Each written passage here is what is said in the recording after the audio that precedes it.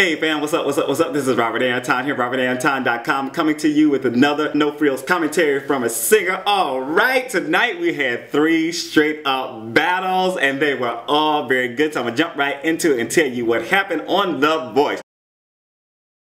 First up, we had TeamXtina. It was Adriana Louise versus Jordan Pruitt. They did Hot and Cold by Katy Perry. Billy Joe Armstrong said they both have great voices, and Xtina said they needed to really make it their own, to find their own voice. This was in the first rehearsal. So Xtina was trying to get them both to be more aggressive during the final rehearsal. Well, let me tell you, they both took Xtina's notes and really attacked and added some nice ad-libs to their parts. Too bad there are no more steals for whoever loses, because I was just like, oh my god, they are both killing it. I mean, just killing it. Both nailed the ending with their own little special riffs and whatnot. Ceelo said it was one of the best battles they've had and said he'd go with Adriana. Adam said they hadn't had a battle that was so equal yet, you know, so far on the show. He said he'd go with Jordan, and Blake also said he would go with Jordan. So Xtina chose Adriana because she connected with her high natural tone and note and all that good stuff. And she ran up to give the other girl a hug. Jordan, because she was about to start crying or whatever, and she was like, oh, I'm sorry honey, you were very good and all that good stuff, but she just didn't make it through. The Disney girl goes home. Ah well. Sorry, that's terrible, right? She has had a little success, so hopefully she will be able to continue to work in the business, but let's give somebody new a chance. TeamBlake had Crapa versus Michaela Paige. They did I Hate Myself for Loving You by Joan, Jett. Let me tell you, Blake told Michaela not to oversing because she was really hitting it in first rehearsal. Ah! Just all in there, right? Just jumped in there just with both feet, okay?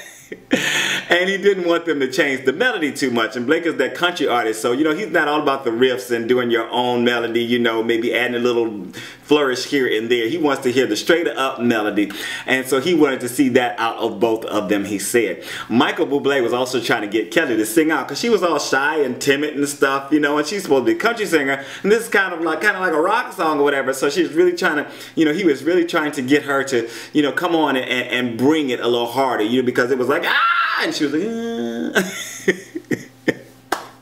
Alright, in the battle, I wrote, even as Michaela walked in, she was so poised and ready and looking good, you know what I'm saying, and very, very confident. And she really took it to Paige when she started her verse. She went right up in her face, you know, and just, you know, really started talking to her, you get doing the song or whatever, and she then kind of walked away.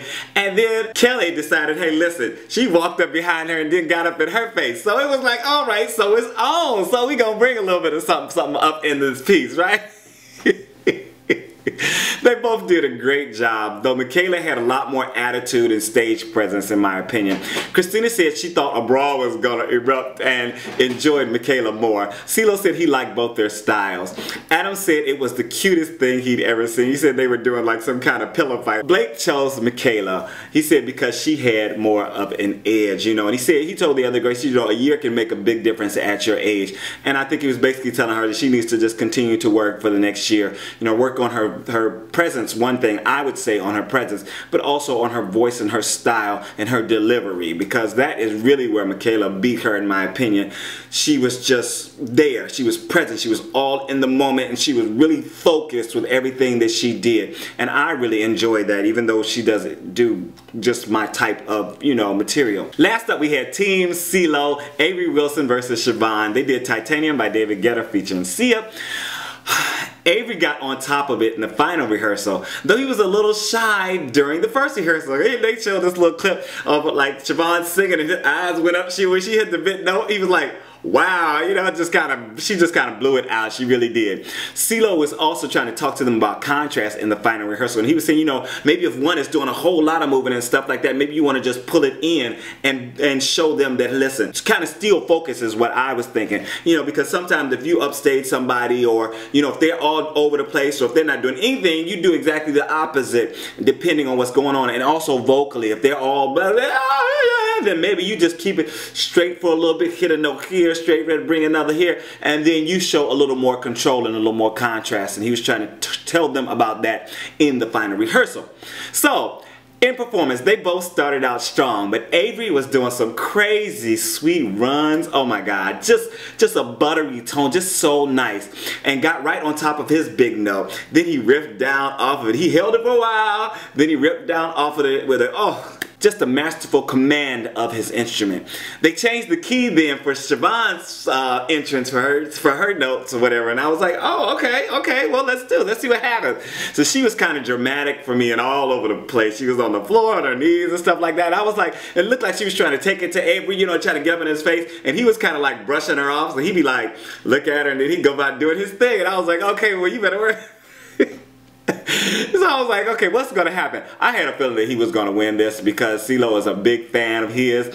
So what happened? I wrote they actually had some good harmonies there. They had a really nice mix going on. So Adam said it was spectacular and engaging, and that Avery took it hands down. Xtina said Chevonne's stage presence was amazing, and she basically said that she took it. So Ceelo chose Avery, no surprise there. Avery just has an amazing instrument and great control of that instrument, and I think that's one of the main reasons why he got 4 chairs to turn around. So Steel came in, and Xtina chimed right in to steal Chevonne. And she would have lost her steal if she didn't do it, so she had to use it anyway, so that was really no big surprise. But she said that she stole her because she surprised her in her performance and impressed her with her dramatic way of going about it. And we know Xtina likes the dramatic to begin with. Next week are the knockout rounds. And what happens in the knockout rounds? Each artist is going to perform one song of their own choosing against someone on their team. So each one is going to perform their own song. And then the teams will be cut in half. Yes, in half. Dramatic, I know. Before they go on to the live round. So I'm excited to see what happens with that. Let me know if you are still watching The Voice. I wasn't a whole lot of people trending on Twitter or anything like that, so I was like, okay, are people even watching?